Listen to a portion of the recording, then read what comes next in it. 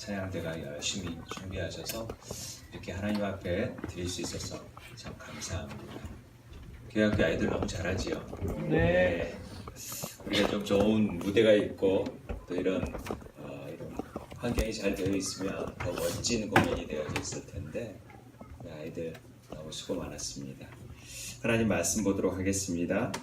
마태복음 1장 18절 23절 말씀 보도록 하겠습니다. 성편절해 주신 하나님의 말씀 보도록 하겠습니다. 마태복음 1장 18절에서 23절까지만 보도록 하겠습니다.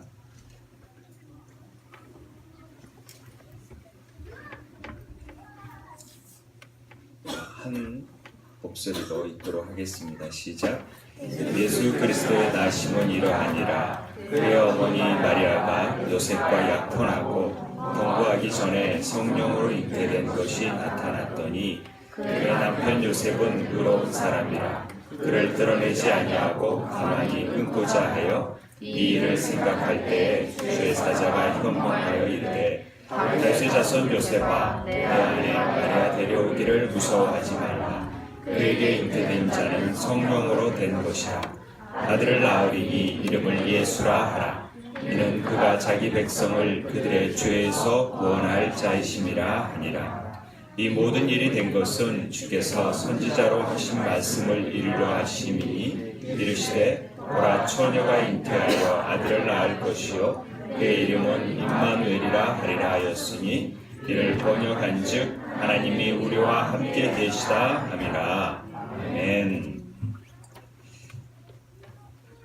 예수 그리스도의 이 땅에 오심을 우리가 축하하며 감사하며 기념하는 절기가 바로 성탄절입니다. 성탄일이라고 안 하고 성탄절이라고 하는 이유를 아시는 분 있어요? 왜 다른 사람들은 탄신일, 석가탄신일 이러는데 우리는 왜 성탄절이라 그러잖아요. 성탄일이라고 들어보셨어요? 잘 안 들어봤죠? 성탄절이라고 들어봤죠? 그 이유를 아시는 분이 계세요?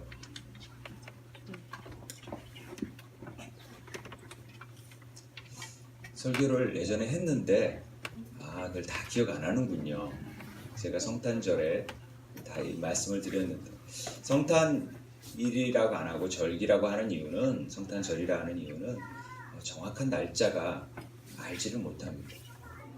그래서 그냥 그 시기에 우리가 성탄절을 통하여서 주님의 오심을 우리가 기뻐하고 또 기념하는 절기로 갖자라는 측면에서 성탄절이라고 말하였다라는 거죠.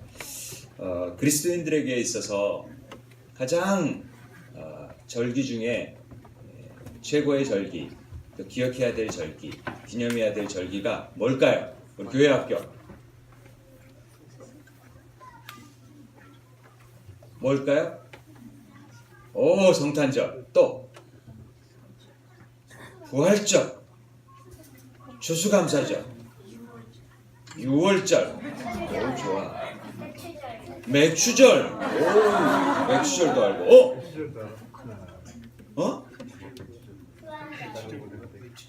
얘는 뭐? 아까 했었어. 했었구나. 그래요. 이런 절기들이 많이 있지만 두 개를 꼽으라면은 대림절. 역시 누구야? 주연절?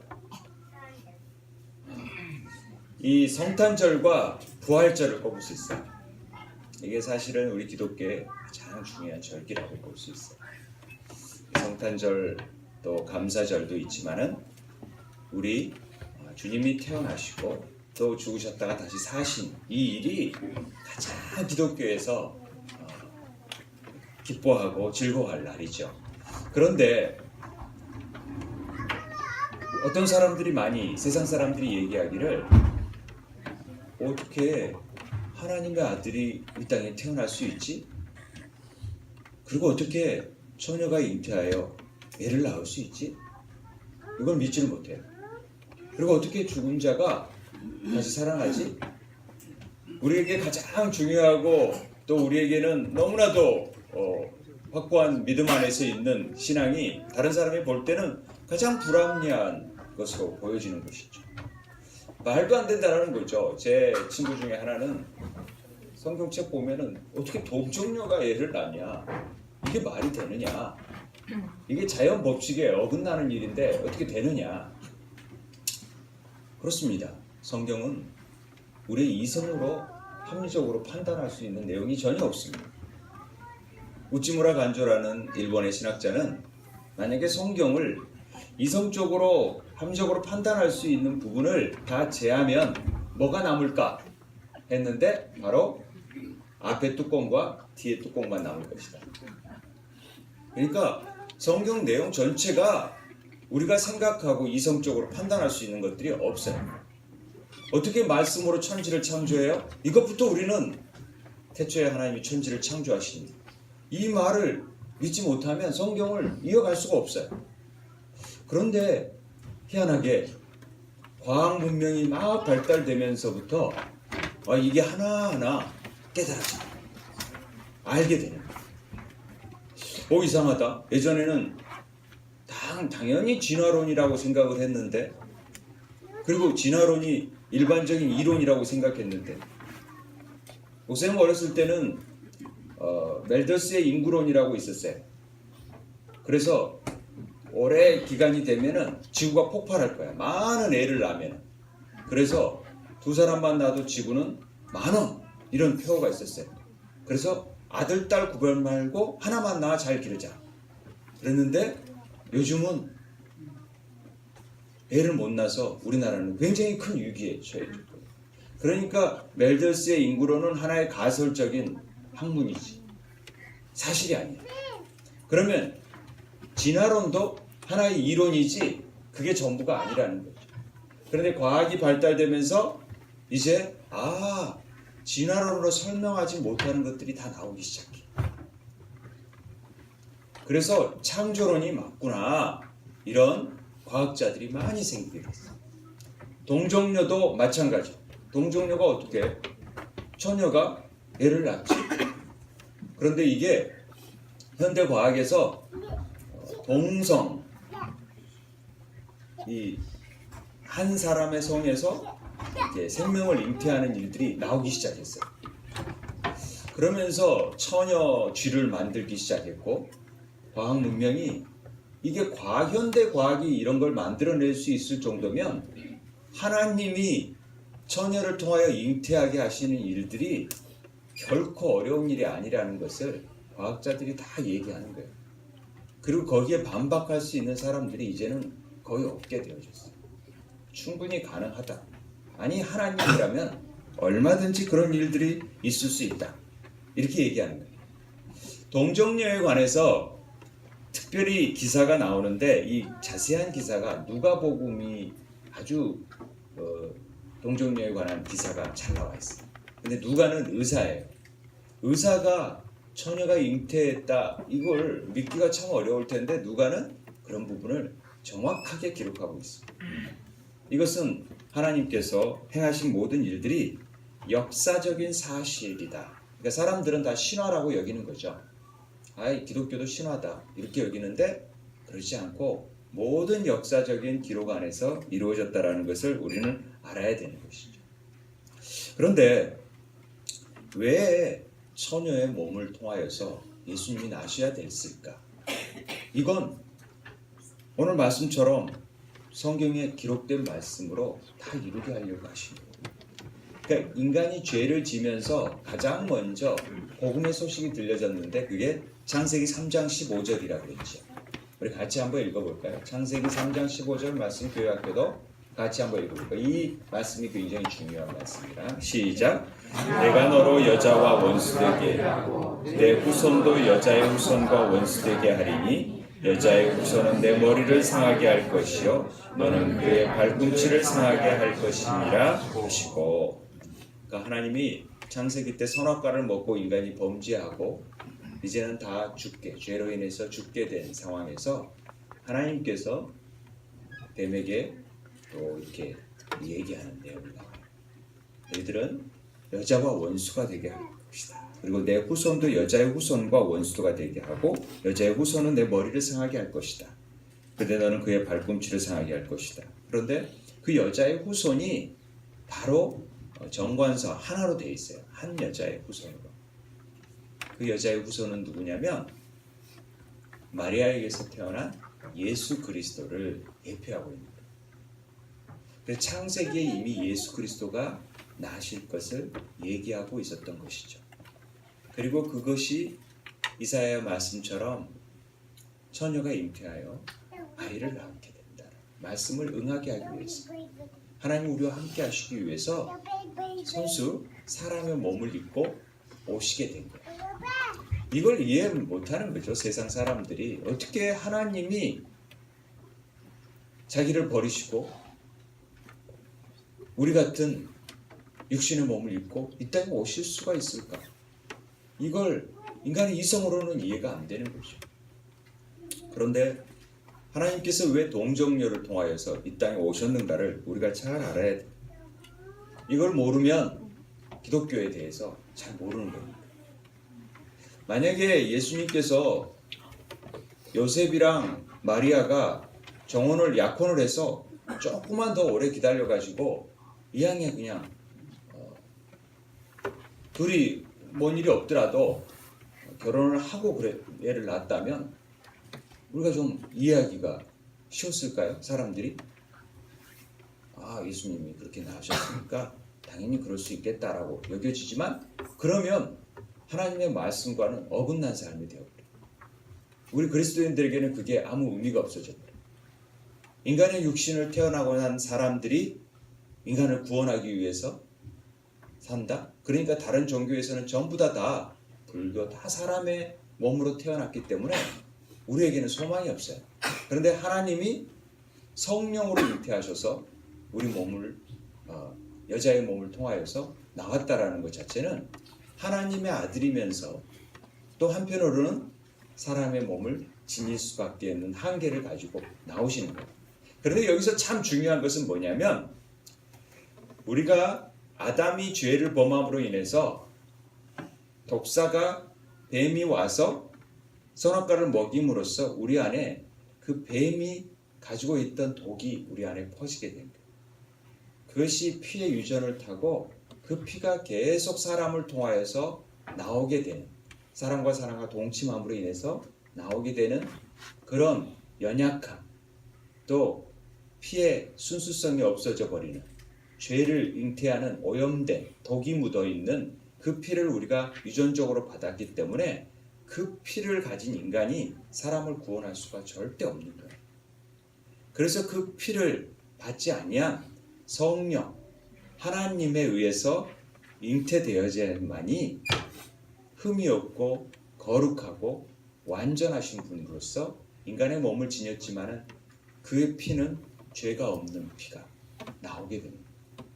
그래서 그 피를 다 쏟게 하는 피를 통하여서 피가 흘려야지만이 죄 사함이 있게 되는데 우리의 죄가 다 해결되는데 그 피를 죄가 없으시면서도 십자가에서 다 흘리심으로 우리를 구원하시게 되는 놀라운 일이 생겨납니다. 그래서 처녀에게서 태어날 수밖에 없었던 원인이 됩니다. 이 사실을 모르면 그냥 그건 자연 법칙에 어긋난다.